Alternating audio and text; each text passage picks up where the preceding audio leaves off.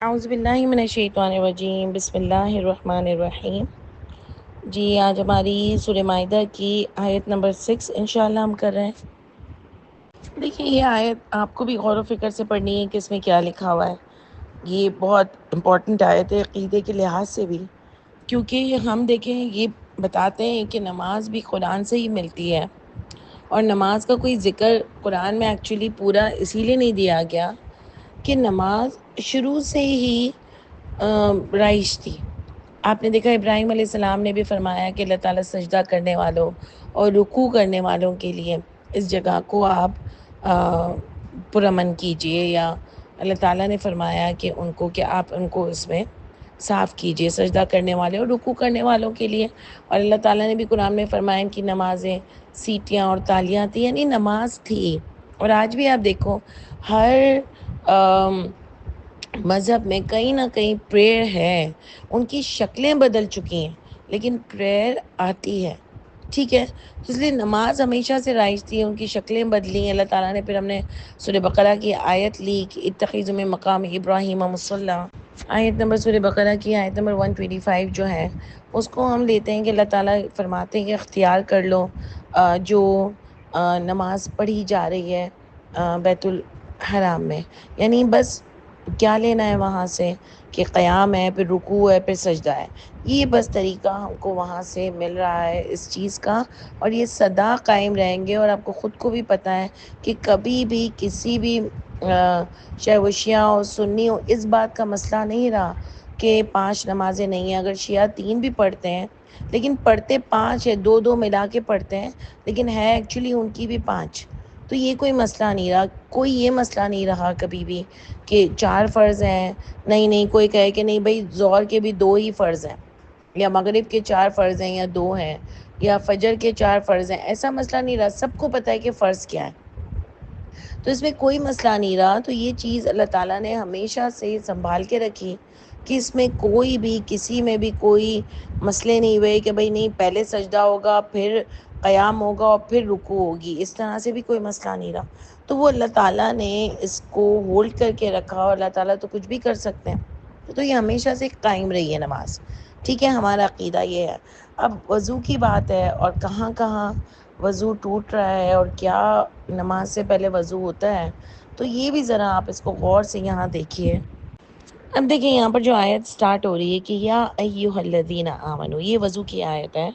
اے ایمان والو، اذا قمتم الی الصلاۃ، جب تم کھڑے ہو نماز کے لیے، اذا قمتم، جب تم کھڑے ہو، الی الصلاۃ، نماز کے لیے، ٹھیک ہے۔ فغسلوا، دیکھیں غسلہ، غسلہ کا مطلب ہوتا ہے دھونا، نہانا۔ یہ ہمارے اردو کا بھی ورڈ ہے، اور ہم کو اس سے بھی پتہ چلتا ہے اس کا مطلب ہوتا ہے نہانا۔ اللہ کہتے ہیں نہا لو، یعنی دھو لو پورا۔ غسل کا کیا مطلب ہوتا ہے؟ پورا اپنے آپ کو، جو کھلا پانی ہوتا ہے اس سے پورا دھو لو، اس سے پورا نہا لو۔ فغسلوا وجوہکم، تمہارے چہرے کو دھو لو۔ تو کیا اس طریقے کا بھی ایک ٹرمینالوجی ہوتی ہے کہ چہرے کو بھی دھو لو؟ کیا اس طریقے کا بھی کوئی جملہ ہوتا ہے؟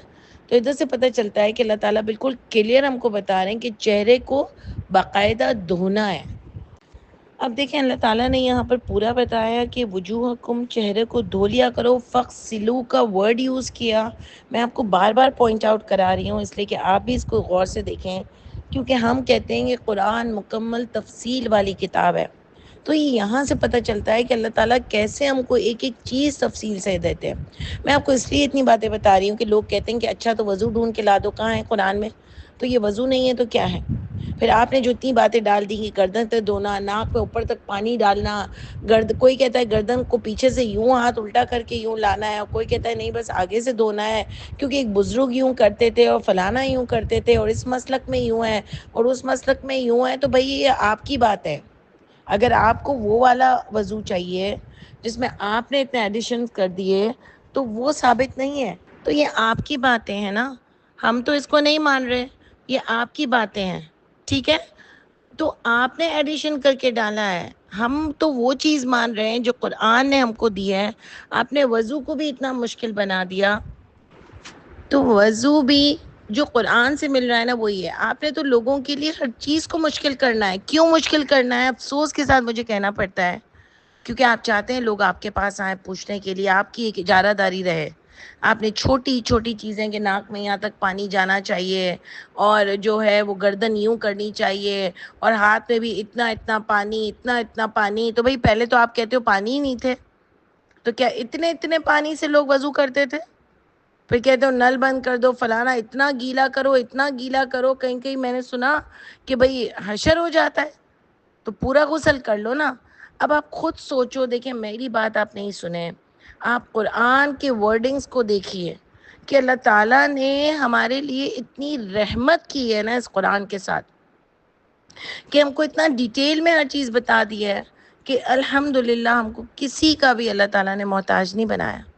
میں آپ کو ایک بات، یہ اتنی رحمت کی بات ہے، اور ہم کو اللہ تعالیٰ کا اتنا تھینکفل اس بات پہ ہونا چاہیے کہ اللہ تعالیٰ نے ہم کو کسی کا بھی کبھی محتاج نہیں بنایا، اور نہ ہی اللہ تعالیٰ بنانا چاہتے ہیں. پھر بھی اگر ہم خود بننا چاہیں نا تو دیکھیں کوئی روک نہیں سکتا نا. تو فَاغْسِلُوا وُجُوهَكُمْ، واو آ گیا، وَاغْسِلُوا، واو میں عطفہ لائیں گے، وَاغْسِلُوا أَيْدِيَكُمْ إِلَى الْمَرَافِقِ، یعنی ایدیکم یہ بھی بتا دیا کہ غسل کرو تمہارے ہاتھوں کا، الی المرافقی، کوہنیوں تک، یہ تک بھی بتا دیا. اگر اللہ تعالیٰ کو وضو قرآن میں نہیں دینا تھا، اور ان کو یہ دوسرے عالموں سے ہی ہم کو بتانا تھا کہ نہیں ایکچوئل وضو کیا ہے یا غسل کس طریقے سے کرنا ہے، تو حضرت عائشہ جو ہے وہ نہا رہی تھی، تو بھائی بتایا کہ اب کیسے دیکھیں. تو ایک بچے نے ان کو پردے میں دیکھا، تو بچہ دیکھ سکتا تھا عورت کو، استغفر اللہ، دیکھ سکتا تھا ماں کو نہاتے ہوئے اور پھر بتاتا کہ کس طریقے سے غسل کرنا ہے. یہ آپ کی باتیں ہیں، یہ آپ کی دماغ کی کن ذہن ہونے کی اور نیچے گرے ہوئے دماغ ہونے کی نشانی ہے کہ آپ اس طرح کی باتیں لاتے ہیں. تو آپ دیکھ لو کہ اللہ تعالیٰ نے کتنا کلیئر بتایا کہ دھو تمہارے چہرے کو، وغسلو، اور دھو تمہارے ہاتھوں کو، الی المرافقی، کونیوں تک، یہ تک بھی اللہ تعالیٰ نے بتا دیا. اس کا بھی مجھے اور آپ کو محتاج نہیں بنایا کہ یہ بھی ہم کو کسی سے پوچھنا پڑے کہ بھئی ہاتھ کہاں تک دھو، کیا ہتھیلی دھونی ہے صرف؟ تو اللہ نے کہا نہیں، پورا کونیوں تک ہاتھ کو دھو. اب آگے بھی دیکھیں، وَامْسَحُوا، اور مسح کر لو. آگے اب دیکھیں دو چیزوں جس کا غسل کرنا تھا وہ ایک ساتھ آ گئی، اور اب جس کا مسح کرنا تھا، وَامْسَحُوا، اور مسح کرو، بِرُؤُوسِكُمْ. اب دیکھیں نا آگے بھی اللہ تعالیٰ نے بتایا. اچھا یہ بھی میں آپ کو بتاؤں کہ کوئی تین تین کی بات نہیں آ رہی ہے یہاں پر کہ 3 دفعہ یہ کرنا ہے تو 3 دفعہ یہ کرنا ہے تو 3 دفعہ کلی کرنی، کوئی بات نہیں آ رہی. اللہ نے فرمایا فَاغْسِلُوا وُجُوهَكُمْ وَأَيْدِيَكُمْ إِلَى الْمَرَافِقِ، یہ دھونے کے جو پارٹ تھے وہ اللہ نے بتا دیا ایک ایک دفعہ. اب بات آئے گی وَامْسَحُوا، سب کو پتہ ہے مسح کیا ہوتا ہے، ٹھیک ہے؟ مسح کرنا ہے، یعنی مسح میں صرف آپ کو گیلا ہاتھ کر کے لگانا ہوتا ہے. بِرُؤُوسِكُمْ، تمہارے سروں کا، تمہارے سروں کا مسح کرنا ہے. وَأَرْجُلَكُمْ، اور تمہارے پاؤں کا مسح کرنا ہے، یعنی اس کو دھونا نہیں ہے، مسح کرنا ہے. اب ان کو چڑ آتی ہے کہ تم پاؤں دھونے کا بھی نہیں بولتی ہو، تم یہ بھی نہیں کرتی ہو، کلی بھی نہیں کرتی ہو، کہ منہ اٹھے صبح فجر میں تو کلی کیے بغیر نماز پڑھ لیں. ہاں تو اللہ تعالیٰ نے کلی نہیں بتائی ہے. اگر پاؤں گندے تو پاؤں دھوئے بغیر نماز پڑھ لے. بھئی اگر میں تو دھوتی ہوں، کیونکہ اگر مصلی پہ جانا ہے اور پاؤں گندے ہیں تو ہم دھو ہی لیں گے نا، یہ تو کوئی سینس لیس بات ہے. لیکن اس کی کوئی فرض نہیں، اگر کوئی نہیں بھی دوڑا، اس کو پانی نہیں مل رہا تو وہ صرف مسح کر لے. اور ویسے بھی جہاں مسح کی بات آ رہی ہے کہ پانی نہ ملے، وہاں پر بھی تو یہی آ رہا ہے نا کہ اپنے ہاتھ کو اور چہرے اور ہاتھ کا مسح کرنا ہے. تو ایکچولی بات سمجھنے کی یہ ہے، پانی نہ ملے، آگے بھی آپ کو پوری آیت ملے گی کہ یہ ایک فیلنگ ہے، یہ کوئی پوری صفائی نہیں ہو رہی ہے آپ کی. مطلب انڈر آرمز گندے ہوتے ہیں اور چیزیں ہوتی ہیں. آپ اللہ تعالیٰ نے فرمایا پانی نہ ملے تو چہرے اور ہاتھوں کا مسح کر لو. تو اس میں جو گندا ہے وہ تو گندا ہی ہے نا، جو جگہ گندی ہے وہ. لیکن نماز کی ایک فیلنگ ڈیولپ ہوتی ہے، جیسے بسم اللہ الرحمن الرحیم پڑھ کے کوئی کام کرتے ہیں، گاڑی چلاتے ہوئے اللہ کو یاد کرتے ہیں، ایسے اللہ کے لیے نماز پڑھتے ہوئے بھی، نماز میرے لیے بھی ہے، آپ کے لیے بھی ہے، اور اللہ کی ذات کے حوالے سے ہمارا فائدہ ہے نا نماز میں. تو اس کے لیے بھی آپ ایک فیلنگ ڈیولپ کرو. جیسے میں ہمیشہ اس کی مثال دیتی ہوں کہ جب بارش آتی ہے تو اللہ تعالیٰ شروع میں نا ایک خوشبو لاتے ہیں، اور ہمیشہ مجھے نا وہ خوشبو آتی ہے پہلے، اور پتہ چل جاتا ہے، سب کو ہی آتی ہے، میں نے کتنے لوگوں کو ایسی بات کی، پتہ چل جاتا ہے کہ اب بارش ہونے والی ہے. ایسے پتہ ہی چل جاتا ہے کہ بارش ہونے والی ہے. وہ ایک اللہ تعالیٰ ایک پریپریشن کر رہے ہوتے ہیں. ایک خوبصورتی ہوتی ہے، بادل ہو جاتے ہیں، موسم ہوتا ہے، خوشبو آتی ہے، پھر بارش آتی ہے. تو یہ ایک اسٹائل ہے جو ہم کو مل رہا ہے. صحیح ہے. اب اسی طرح جب آپ نماز کے لیے ہوتے ہو تو اللہ فیلنگ ڈیولپ کرانے کے لیے اس سے کوئی صفائی نہیں ہو جاتی ہے، کوئی گندے. اللہ تعالیٰ برش کرنے کا نہیں بولتے ہیں کہ نماز پڑھنے کے لیے برش کر لیا کرو، اتنی کوئی وہ نہیں، ایک فیلنگ ڈیولپ ہے. تو اس کے لیے اللہ تعالیٰ نے یہ چیزیں ہم کو بتائی ہیں، تھوڑی عقل سے کام لیں. اور دیکھیں مساح میں بھی کتنی ایکسپلینیشن دی ہے اللہ تعالیٰ نے کہ وَامْسَحُوا بِرُؤُوسِكُمْ، مسح کر لو تمہارے سروں کا، وَأَرْجُلَكُمْ إِلَى الْكَعْبَيْنِ، یعنی ٹخنوں تک کی بھی بات کی اللہ تعالیٰ نے. تو لوگ یہاں پر کہتے ہیں اچھا تو پھر سر کا کہاں تک کرو؟ تو بھئی عقل والوں کے لیے اللہ تعالیٰ کا یہ اشارہ ہے کہ سر کا بس یوں کر کے ایک ہاتھ پھیر لو. اس میں کیا اتنے سوالات ہیں؟ اللہ تعالیٰ نے کچھ چیزیں جو نہیں بتائی ہیں وہ آپ کو اپنی مرضی سے کر لینی ہے کہ بس یوں کر کے ہاتھ پھیر لو. اس پہ بھی الٹی باتیں ہیں کہ پہلے یوں ہاتھ پھیرو پھر پیچھے سے آگے لاؤ. بھئی آپ کا طریقہ ہوگا، ہم کو تو قرآن سے سمپل 4 چیزیں مل رہی ہیں، یعنی سمپل 4 چیزیں مل رہی ہیں کہ آپ کو اپنا غسل کرنا ہے چہرے کا اور ہاتھوں کا کونیوں تک، پھر مسح کرنا ہے سر کا اور پاؤں کا ٹخنوں تک. That's it.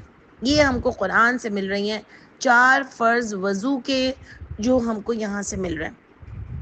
تو دیکھیں اس لیے میں آپ کو یہ اتنا بتا رہی ہوں، اور مجھے اس لیے اس کو پڑھاتے ہوئے میرا دل چاہتا ہے میں آپ کے اندر یہ بات اتار دوں کہ قرآن تفصیل کی کتاب ہے، اور جو اللہ تعالیٰ نے بتا دیا نا وہ ہمارے لیے کافی ہونا چاہیے.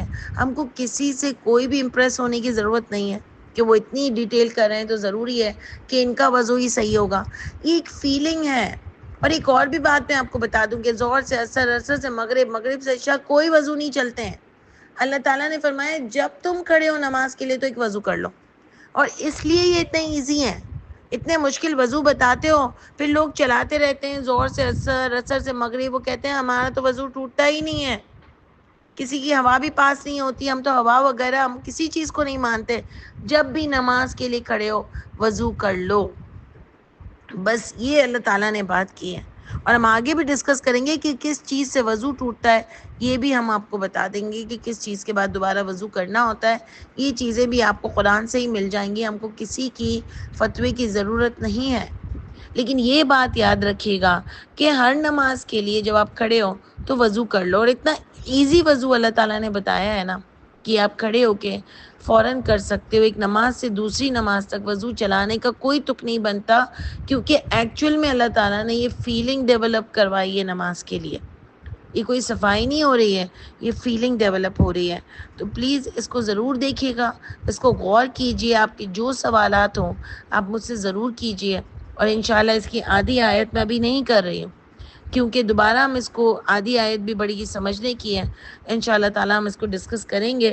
لیکن وضو کے 4 فرض ہیں: غسل کرنا چہرے کا یعنی دھونا، ہاتھ کو دھونا کونیوں تک، اور مسح کرنا سر کا اور مسح کرنا پاؤں کا ٹخنوں تک. یہ 4 فرض ہیں جو ہر نماز سے پہلے ہم کو کرنے ہیں، جو اللہ تعالیٰ نے یہاں پر بتائیں. کوئی 3 دفعہ کرنے کی بھی ضرورت نہیں ہے، صرف ایک دفعہ میں ہی یہ ہو جاتا ہے. انشاءاللہ تعالیٰ پھر آگے کل کنٹینیو کریں گے. سبحان ربک رب العزت عما یصفون وسلام علی المرسلین والحمد للہ رب العالمین.